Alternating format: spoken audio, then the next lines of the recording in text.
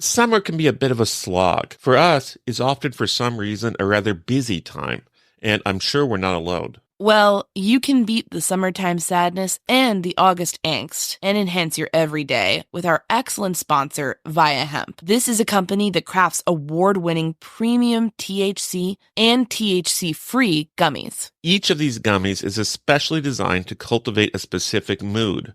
Whether you're looking to get relaxed, get quality sleep, get creative, or just to get focused. If you're 21 or older, you can experience it for yourself and get 15% off your first order with our exclusive code IMSHEET at viahemp.com. That's VIIAHEMP.com. I personally enjoyed their grapefruit flow state gummies. This CBG and CBD powerhouse really helped me tap into my productivity. Like, we have had an extremely busy summer, and I feel flow state got me over the finish line a few times when I was editing multiple episodes a day, digging through documents, and knocking out a bunch of interviews. Via Hemp does not require a medical card, and it ships legally to all 50 states. It's also affordable, and even more so for Murder Sheet listeners who get a special deal.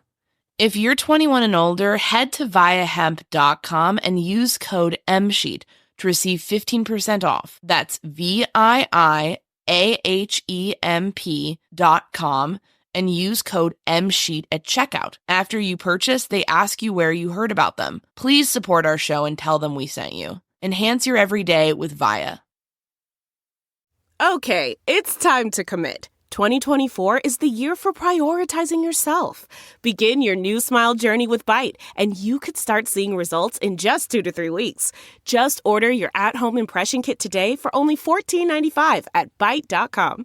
Byte Clear aligners are doctor-directed and delivered to your door. Treatment costs thousands less than braces. Plus, they offer financing options, accept eligible insurance, and you can pay with your HSA FSA.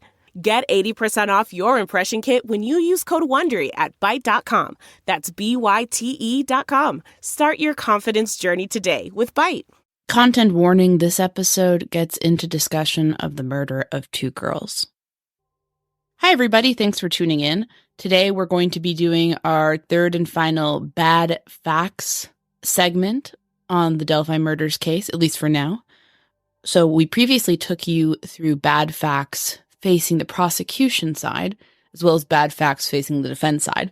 Today, we're going to be putting it all together, putting some of these issues head to head and discussing them. And again, bad facts is a segment that's all about breaking down some of the inconvenient or problematic facts facing one specific side of a case. We're going to be doing this in other cases we cover too. One thing that you often hear criminal defense attorneys and prosecutors talk about it when they're talking about a case is like, this is a bad fact or that's a bad fact. That's something that undermines their case or harms their case. So this is our opportunity to get really negative on both sides. My name is Anya Kane. I'm a journalist. And I'm Kevin Greenlee. I'm an attorney. And this is The Murder Sheet. We're a true crime podcast focused on original reporting, interviews, and deep dives into murder cases. We're The Murder Sheet. And this is the Delphi murders. Bad facts. The overall case.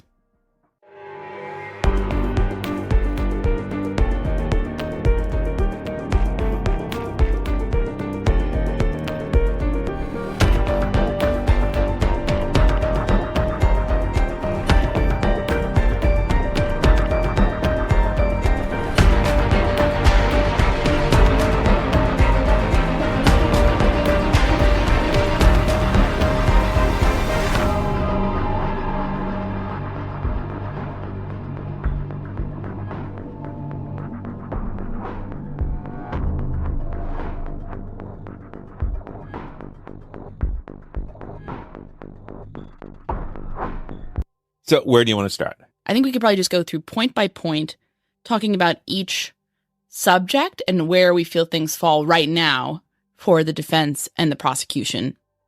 Sort of a head-to-head comparison with the caveat that anything can change.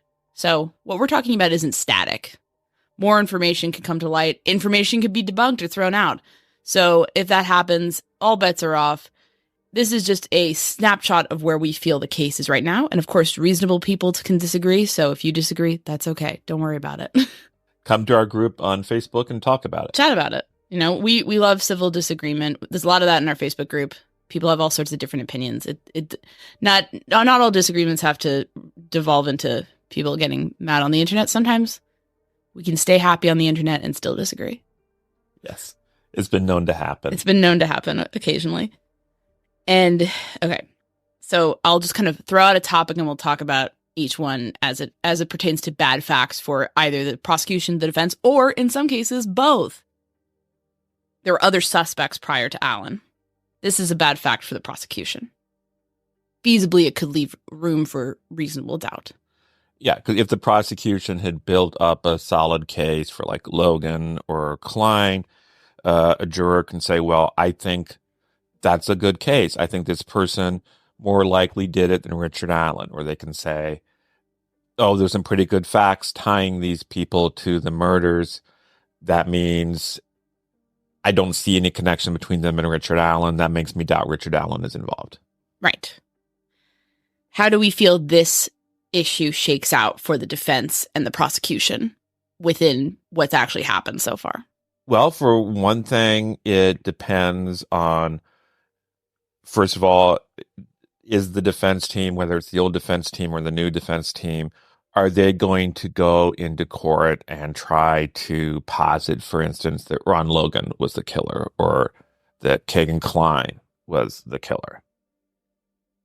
We don't know, but the odds are no. If they were, I think that could help muddy the waters. I agree. And potentially help create reasonable doubt. I think for both Ron Logan and Kagan Klein, while there are certainly extreme problems with both of them as suspects that we've talked about on the show, neither of them is a perfect suspect. But they both have enough intrigue and have attracted enough attention and have attracted enough law enforcement resources that they both prove to be, in my opinion, a more imposing alternate suspect than what we've gotten so far, which is a loose-knit but also highly organized gang of odinists that have correctional officer ties and are statewide and expansive. That's not the most realistic theory in the world, to put it mildly. Whereas a man who has been abusive to women in the past and owned the property where the bodies were found, and a convicted child predator, both at least sound better to a lot of people. So I don't think the defense is capitalizing on this bad fact for the prosecution, because the benefit of there being suspects prior to Allen is that you pick one of the suspects that sounds better than Allen. And I don't think they've done that. Here's another bad fact for the prosecution.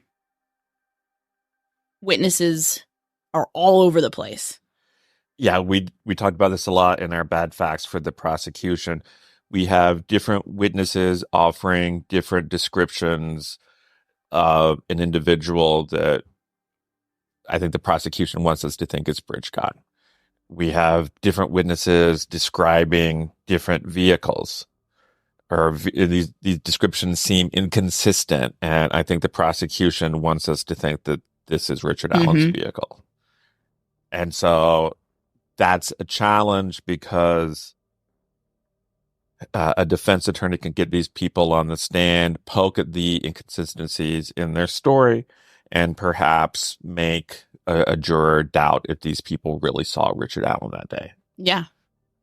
And that could be devastating. So that there's still potential for the defense to really win the day on that. It is very much undermined by the fact that Allen himself puts himself on the trails that day. I think this alone could be devastating for the prosecution if he didn't do that. Yeah, Richard Allen putting himself there that day was a crucial help to the prosecution. Everything else about the case was the same, but Richard Allen denied being there that day, or even said, I never go there. That would have been a problem. But of course, Richard Allen actually stepped forward and said he was there, and he was there that day. Yeah. And I'm sure the defense could try to spin that as he was just trying to help. Yeah, but I mean, the problem isn't so much about him looking helpful for a jury as him looking guilty. And it makes him, you know, one thing that you have to be in order to be guilty is you have to be there. And so I think they would have had a hard time getting him there if he didn't put himself there. because nobody was there who knew him seemingly and said, hey, it's Richard Allen from CVS. Hey, Richard. He did that to himself. And that's pretty devastating because they really could have had more fun with the witnesses. I think if they can still do that, they can still undermine their credibility. So it's not, the prosecution's not out of the woods on this one, in my opinion, but a lot of the damage that could have been done is undermined by Richard Allen himself. So this is a bad fact that could be bad for the defense or the prosecution.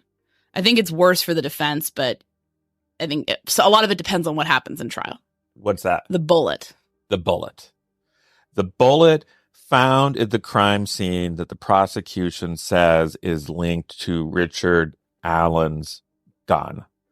This is the single piece of physical evidence where, if you believe the prosecution's contention, this is the single piece of physical evidence that definitively ties Richard Allen to the crime scene.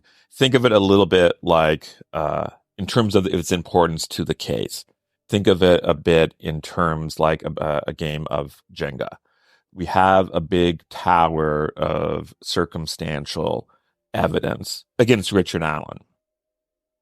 And there are a couple of pieces in that tower that if you pull them out, the whole tower potentially collapses and you lose your case.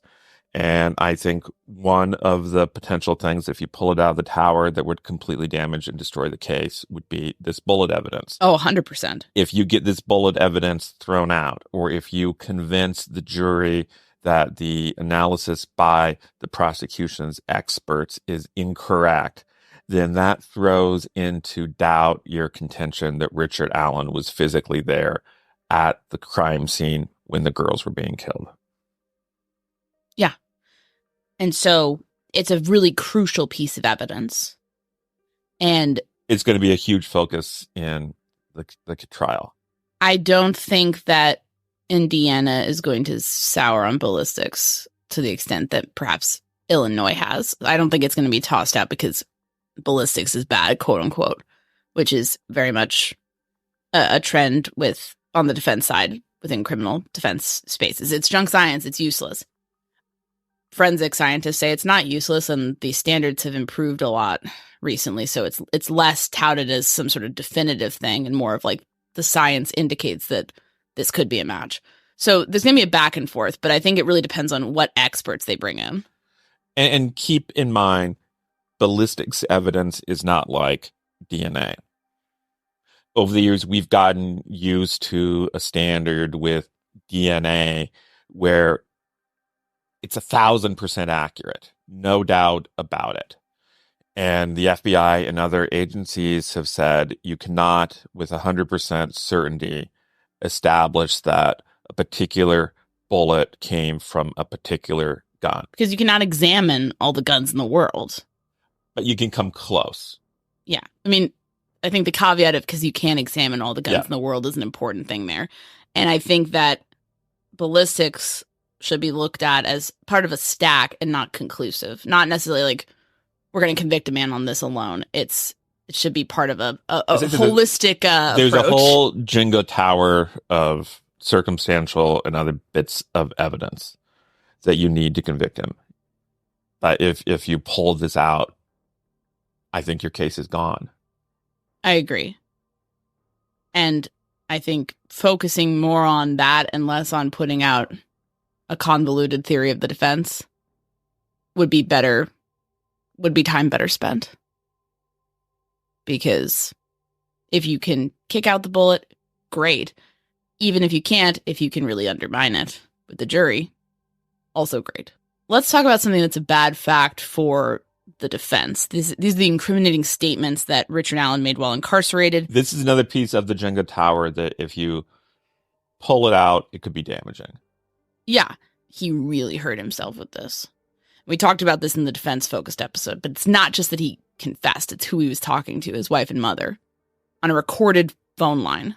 And it's very interesting to me how little this gets talked about. Even the defense, when they tried to deal with it in the past, almost treat it like it's a little bit radioactive, and they don't mention it directly. They deal with it indirectly by things like the safekeeping motion, like we talked about yesterday. I think if it was really, he said basically nothing, they would have worked that into a filing. They would have worked it into Frank's memo. If he'd said something like, oh, I don't know, I'm innocent. I know I'm innocent, but I don't know. I'm losing my mind. Maybe I did do it. Everyone thinks I did it, so maybe I did. If it was something like really weak like that, why not just rip the Band-Aid off and put it in the Frank's memo? You put everything else in there. So I think it's probably worse than that. And of course, we've all heard of false confessions, and the defense is going to have to find some way of arguing that for whatever reason, this was a false confession.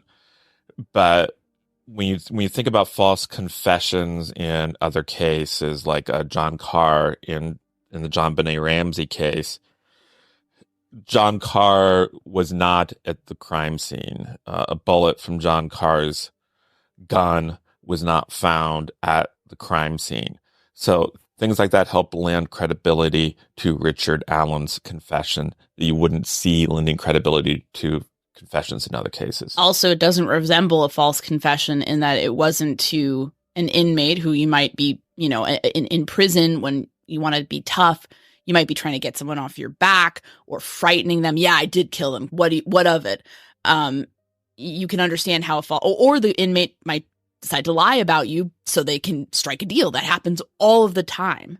I'm inherently skeptical of prison and jail informants because you get stuff like that, and there's perverse incentives. The other aspect of this is that when you're dealing with correctional officers or law enforcement officers, there's a power differential, and there can be interviews or interrogations that last a very long time, that employ coercive techniques, offer a deal. Hey, this all stops as long as you tell us what really happened. People can give a false confession in those settings. It absolutely happens. We shouldn't ignore that it happens.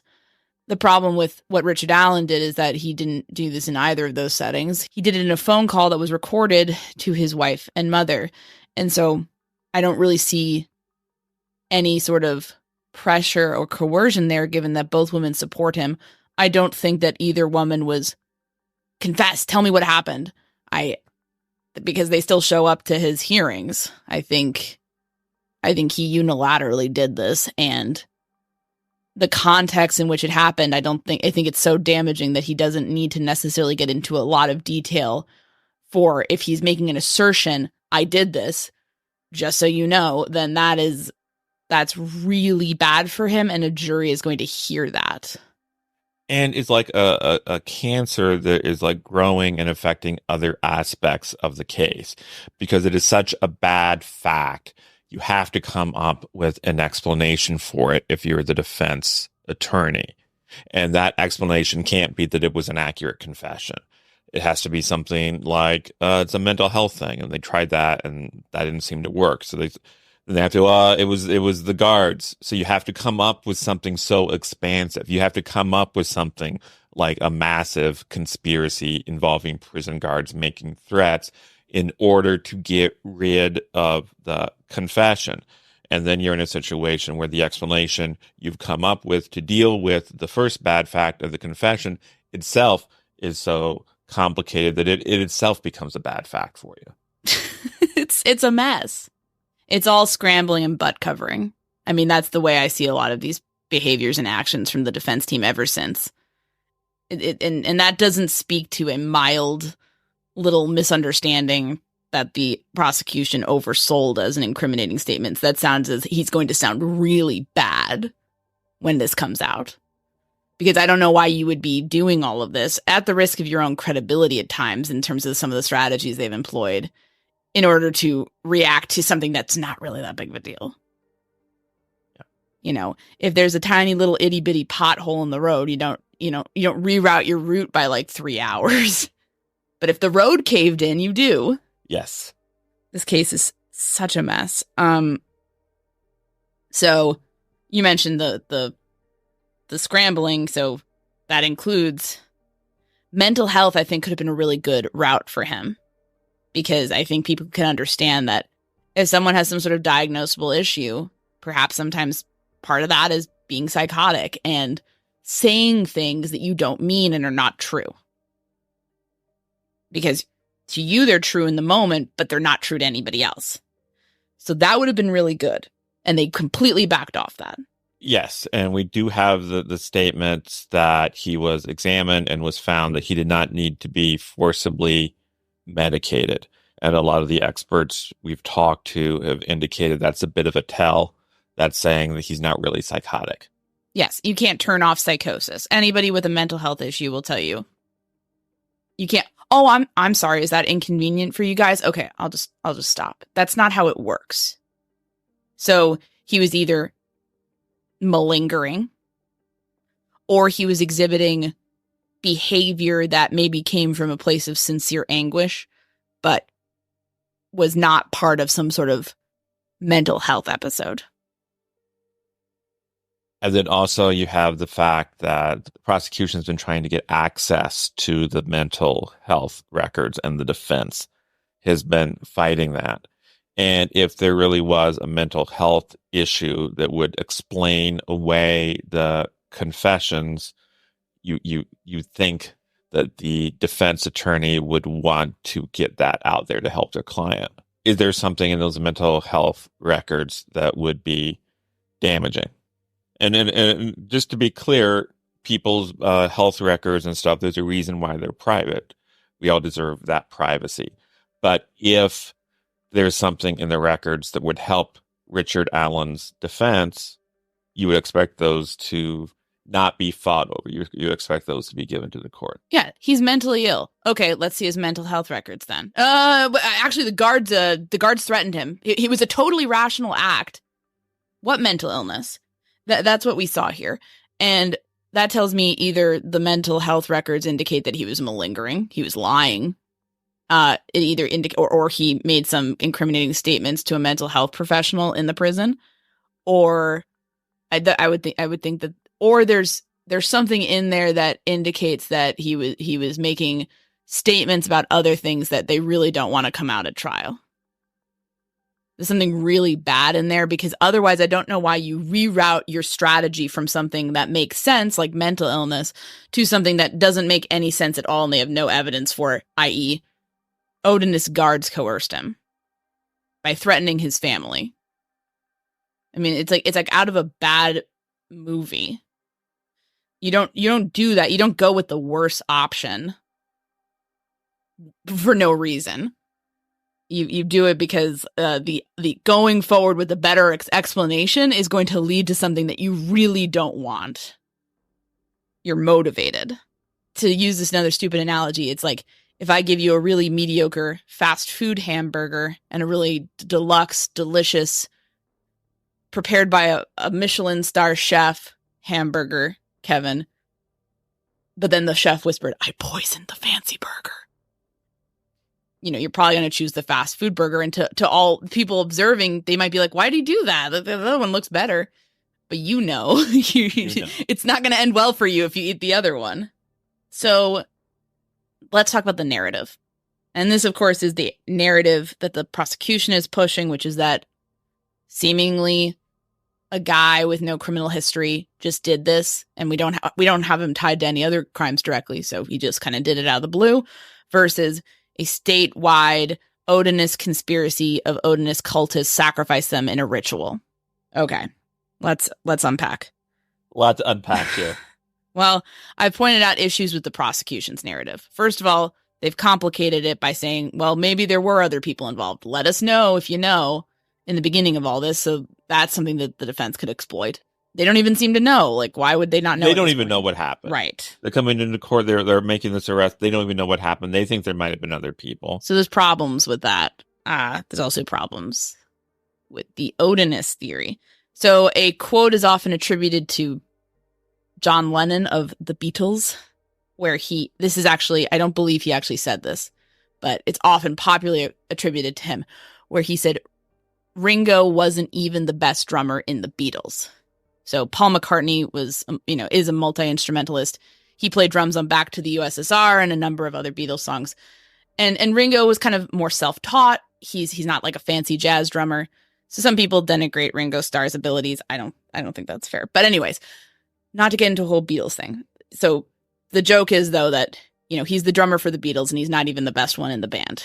I feel somewhat similarly about the odinist theory that was presented in the Franks memorandum. It's not even the best odinist theory out there. I think a more streamlined version exists. Before we even get to that, let me bring up something which I think is really going to be a huge problem about this odinist theory, and you're edging up to it, which is that in the Franks memorandum, it's explained that this theory was investigated and developed by 3 super cops who did this amazing job of putting together this theory and breaking the case wide open. One of those cops, unfortunately, is deceased. One of them is a member of the Indiana State Police. Don't know what his views on it are. But the other member of this triumvirate who developed this case, this theory about Odinist, you can get him on the stand if you're a prosecutor, and you can say, the defense has put forward this theory of Odinism that you investigated, you developed a theory of Odinism. Do you, Todd Click, do you believe the defense's theory of Odinism? And Todd Click would say no. He would have to say no. So when you have the person who is the godfather of the theory, the father of the theory, whatever you want to call it, saying, I don't believe this, I think that's a huge problem. And I know exactly why I have a strong feeling why they diverged from Click's theory. But again, so my Beatles joke is a reference to this, because Todd Click gave a statement to us and other media that he felt that it was sensationalized what the defense put out there. He also indicated that he did not believe that a religious ritual took place. So his motive of the murder is different. In many other respects, his theory is very similar. Same people involved. Same Rushville to Delphi connection. So it's not like a completely foreign concept. They could have gone with that. But frankly, from what it looks like, his theory may be more down to earth. And his theory also doesn't involve Odinist guards in the prisons. But you need the guards in the prison to explain away the confession. Yes! Yes! So I said the confessions are like a cancer on the defense. You have to come up with increasingly desperate attempts to explain them, which then your explanations start undermining. It's all about the bad facts. So much of what the defense is doing is motivated by this. And it's very apparent. It's like watching an episode of Fawlty Towers, which is about a cantankerous hotel owner in England played by John Cleese, who's always running around. He's always getting into situations, and then everything he does to deal with the original situation is just making things worse. Next thing you know, things are on fire, people are running around, and it's madness. So this just seems like a very, messy reaction to something that is going to really hurt the defense. And it's couched up, and what's kind of eye-rolling about it is they couch it up in this bravado. Like, we have to be the ones to defend him. We have to do this. Oh, he's totally innocent. And it's like so much of what they're doing is so incredibly defensive when you look past the rhetoric that it's a little bit, it seems disingenuous. It seems like a big butt-covering episode. And it's kind of interesting. Some people kind of, I think, look more at the rhetoric and look, wow, they still think he's innocent. It's like, yeah, but they're certainly exerting a lot of energy to get around something that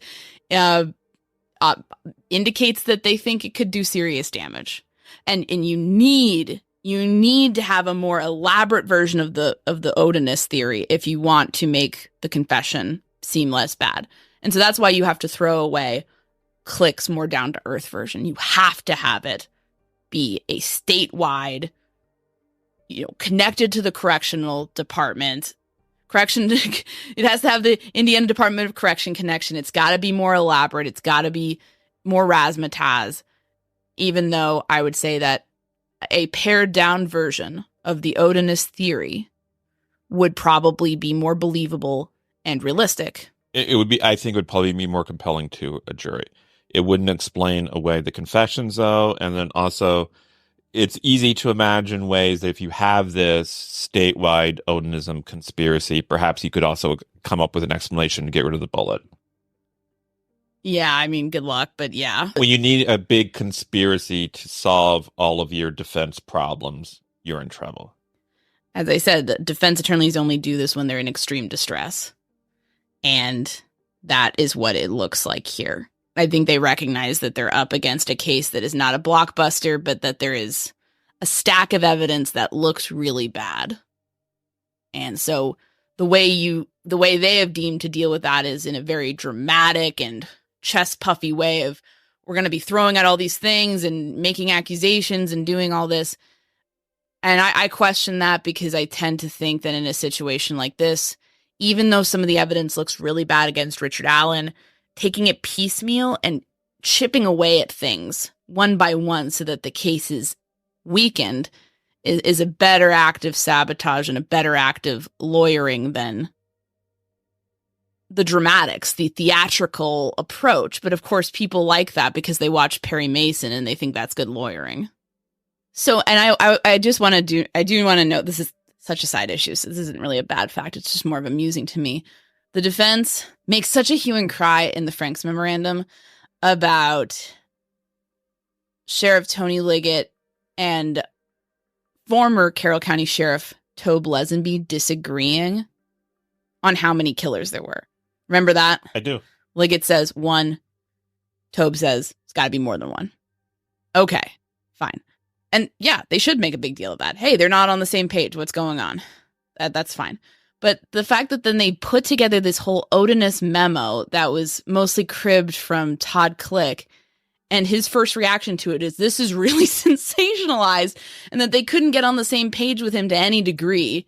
And listen, we pushed back and we said, is there anything, do you generally agree with it? And he said, yes. So, I mean, he agrees with the fundamentals, but the fact that his first statement was like, oh, geez, is embarrassing, because it sort of feels like they kind of did the same thing here with the Odinist theory. And the Franks memorandum as a whole is an incredibly riddled document, riddled with holes, factual problems. It's sloppy. It's not a strong piece. And I think that's because it's trying to do too many things. It's better to focus on doing the things that you know you can knock out of the park than to try to be some sort of one-man band and you're messing up the harmonica and then your singing voice is hoarse and you're not doing the drums right. Just play the guitar. Like, you're not pulling it off. This should have been pared back for so many reasons, but mostly because when you include stuff that's weak with stuff that's stronger, it just makes everything look like a weak sludge. It's kitchen sinking. It's not compelling.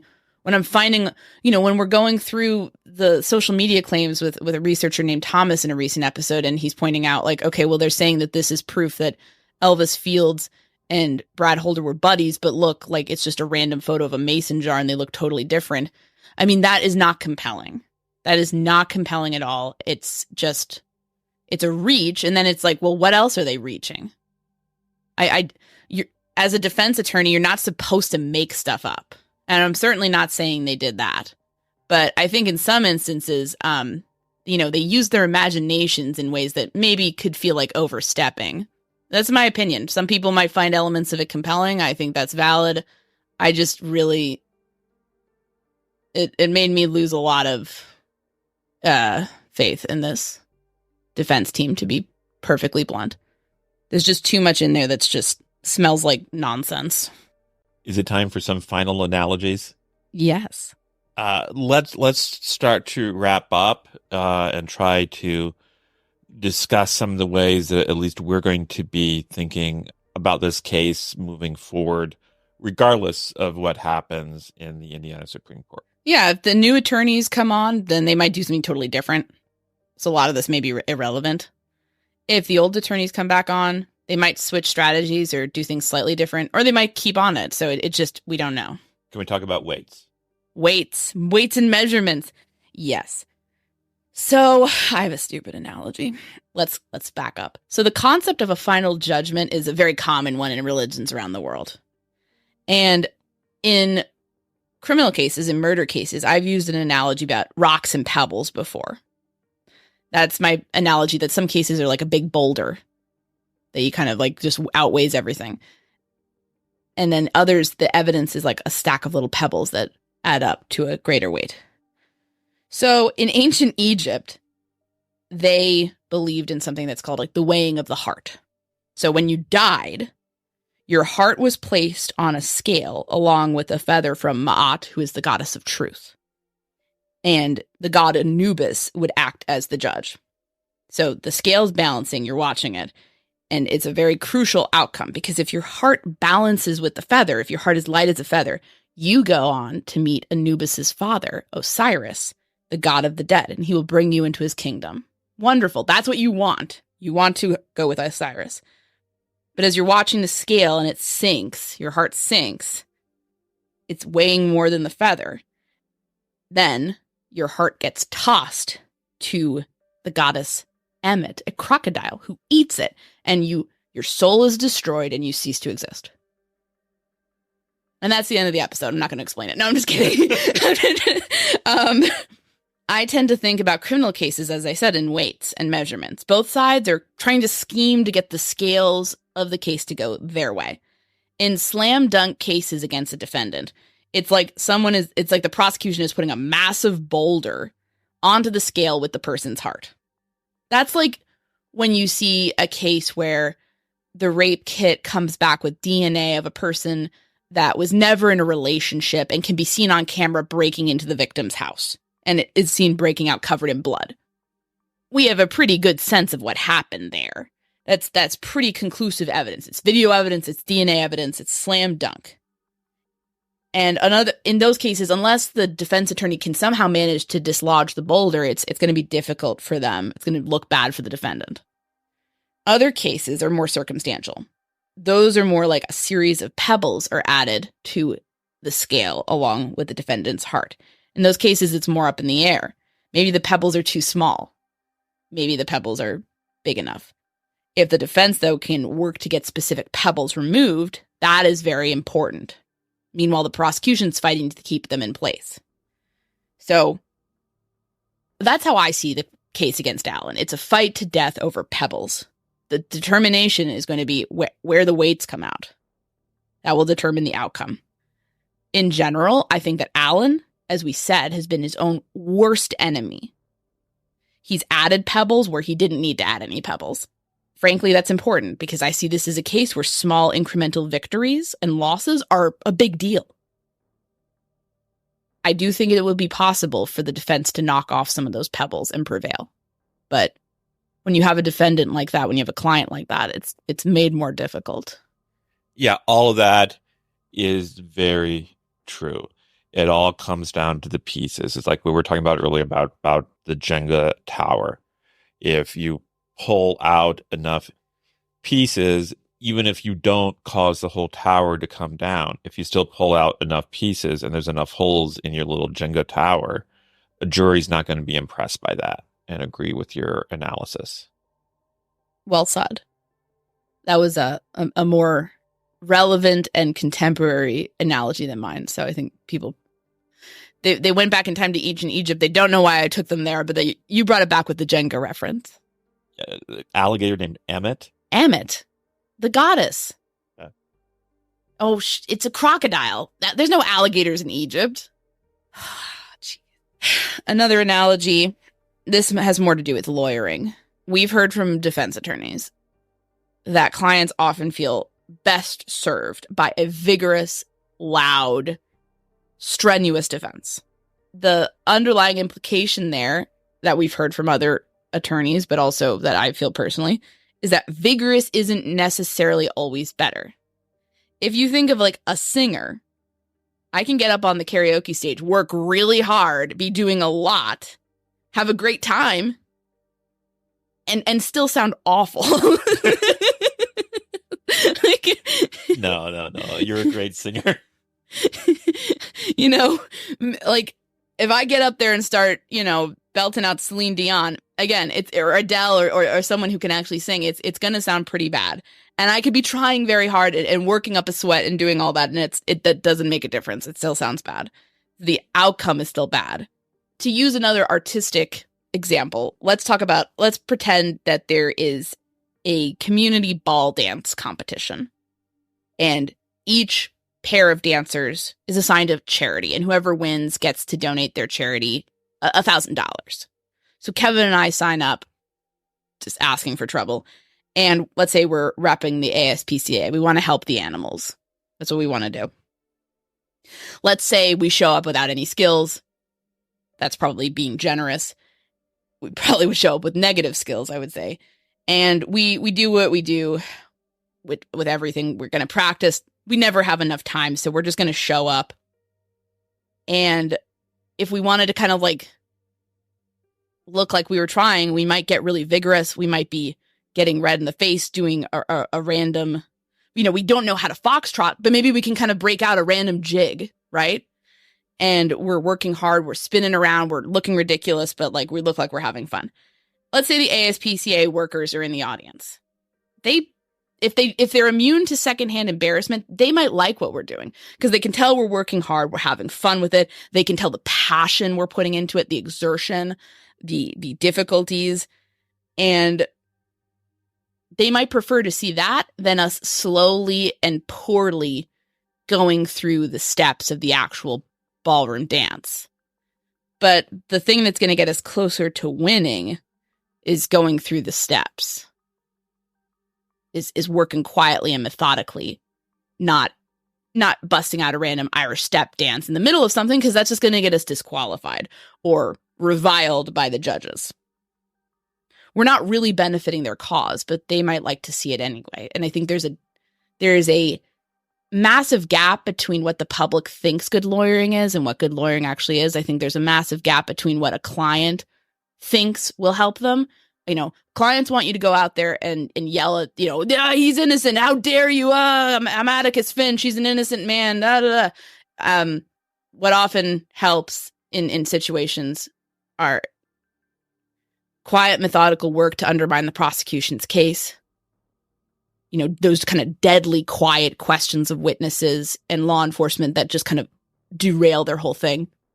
And smart, thoughtful, alternate theories and things like, ultimately, negotiations, plea deals, things like that. That often makes it a better situation for a defendant than getting out and screaming everything and filing things like the Franks memorandum.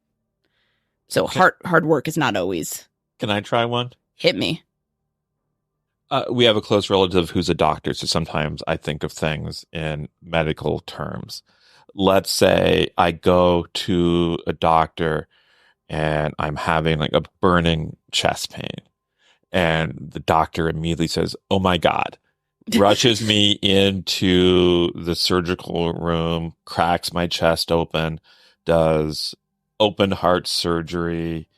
And does he give you anesthesia? Yeah, all of that. He does everything by the book. He's really working hard. He's crying. He cares about me. He's putting in the effort, and everybody can see that effort and can appreciate it. So that's one side. And let's say I go to another doctor and say I have a chest pain, and the doctor says, "Well, why don't you take a Prevacid, and that'll take care of it."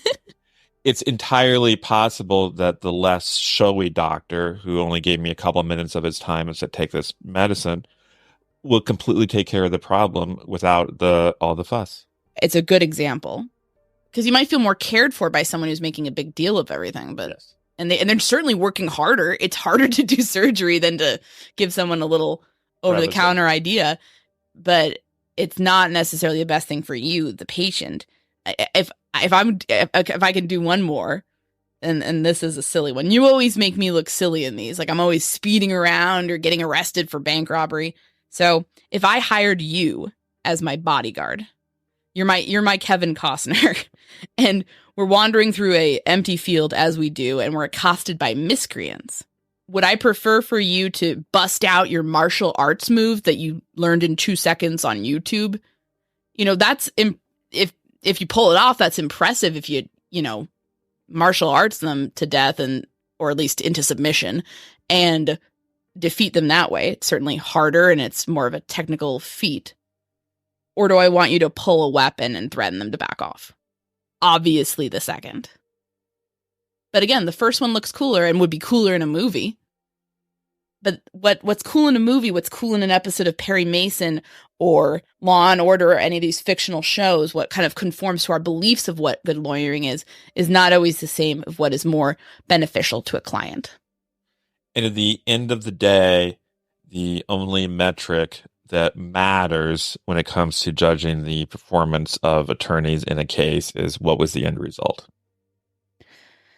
I think in terms of lawyering in this case, McClelland has done a good job of filing what he files and keeping his head down and not making any own goals that we've seen. I think that will benefit him. I don't think you can say that about the original defense team. I think their exertions have been obvious and not always, and frankly, in some situations seem to have made things worse for their client. I'm going to put it very bluntly, but I think they've undermined a lot of credibility, their own credibility, and I think especially the actions around the confession that are obviously inspired by that, it just makes it hard to take some of it seriously. I think that at this point, we're both in the camp that they will likely come back. I think, is that fair to say? We don't have any inside knowledge. No. I don't want people to think we have. Nobody does. Only the Indiana Supreme Court does. Yeah, so I don't know what's going to happen.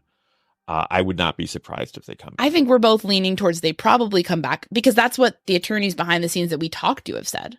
Kind of there was at times they were like, probably not. And then it kind of shifted. Well, the prudent and conservative thing to do may be to just let them back on. And again, to err on the side of caution and clarity when we say we talk to attorneys behind the scenes. Unrelated to the case. Unrelated to the case. We don't have any inside knowledge and we haven't talked to anyone with inside knowledge. No. This is just polling attorneys that we know and saying, hey, what do you think of this? What do you think the outcome would be? And them saying, well, based on my understanding of the law and how these things work, it's an unusual situation. I'm not really sure, but if they wanted to be conservative, they'd let them back on. Yeah. The final thing I'll say about that is you have to keep in mind that we've all been focused on the Delphi case and what if they come back, if they don't come back, how is that going to affect this one particular case? The Indiana Supreme Court is going to have a wider perspective. They're going to be thinking about how is this going to affect other cases in the state of Indiana? Do we want it to be easier or harder for a judge to be able to remove lawyers from a case? How would this affect everybody's rights? So they're going to look far beyond just Delphi, while all of us, are just looking at Delphi. Yeah, it's so important. I'm so glad you brought that up to explain that wider context. Yeah, they don't make decisions based on one case. They make decisions based on the legal system and what the impact would be of their decision. I think it's possible that they won't come back, in which case all bets are off. The new defense attorneys can do whatever they want. If they do come back, I certainly would hope that there would be maybe a recommitment to a strategy that seems more winning. I don't necessarily think that them coming back benefits Alan in terms of his chances. I'll just bluntly say that. I don't think it does. I think that these men are talented. We've talked to many of their colleagues who've expressed a lot of admiration for them. I don't think this undoes any of that, but I think that things came up in this case that they were not prepared for, and it shows. And I think the quality of the work they've been doing on it, while strenuous, while it's hard work, while they're trying, and I see that, and I think that's a sincere effort, and we can't dismiss that. I don't think it's been good quality work. In fairness, A lot of the things they've done have been in response to problems created for them by their client. It just reminds me of a situation where somebody's trying to put out a fire and throws gasoline on it. I think that's what I'm seeing. And the intention is obviously to douse the fire. It's like the person doesn't have bad intentions, but the result is that the fire gets bigger. So even though I do see them reacting to things that their client is throwing at them, I don't think their strategies have been effective in neutralizing those. A skilled defense strategy would be to deal with whatever your client is throwing at you and try to not make it into a bigger situation. And I think letting his confessions box you into a theory that's not the most realistic version of the theory that's even out there is bad for him, for Richard Allen. Yeah. You're going into the Indy 500 with a car that is not the best car that's been offered to you. You can still win. Maybe something bad happens to all the other cars. So it's not like it's impossible. I think it's winnable for them. That's why I would hope to see maybe a more pick at the prosecution's issue strategy rather than all the noise, because I think it is winnable for them. But I think they would maximize their chances by doing things a bit differently when they come back. Or they could draw a conspiracy-minded jury. All it takes is for just one juror to have doubts and you get a hung jury. Get a hung jury. Then we could do the whole thing all over again. Oh boy. Get to do the whole thing over again. But the problem with a hung jury is that then the next jury can convict you. Yes, obviously. And I think an acquittal would be easier with what they presented so far from a conspiracy-minded jury. I think it would be more beneficial to Richard Allen if they were going with something that didn't require such a jury, if they went with something that could appeal to a reasonable jury. Makes a lot of sense. But again, it's still winnable. It's still up in the air. I don't think the prosecution has a lock on this. We've outlined all the problems with their case. And I think that things could change. And we certainly have not made up our minds or come to any definitive conclusion regarding what we feel the case's outcome will be. Because there's probably a lot of information on both sides that we don't know about. We just don't know. Paraphrase former Defense Secretary Donald Rumsfeld. We don't know what we don't know. There are unknown unknowns. Yeah. You're Rumsfelding it to close us out. That's ominous. Thanks for listening, everybody. Thanks so much for listening to The Murder Sheet. If you have a tip concerning one of the cases we cover, please email us at murdersheet@gmail.com. If you have actionable information about an unsolved crime, please report it to the appropriate authorities. If you're interested in joining our Patreon, that's available at www.patreon.com/murdersheet. If you want to tip us a bit of money for records requests, you can do so at www.buymeacoffee.com/murdersheet. We very much appreciate any support. Special thanks to Kevin Tyler Greenlee, who composed the music for The Murder Sheet, and who you can find on the web at kevintg.com. If you're looking to talk with other listeners about a case we've covered, you can join the Murder Sheet discussion group on Facebook. We mostly focus our time on research and reporting, so we're not on social media much.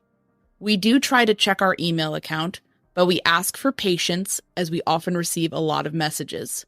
Thanks again for listening.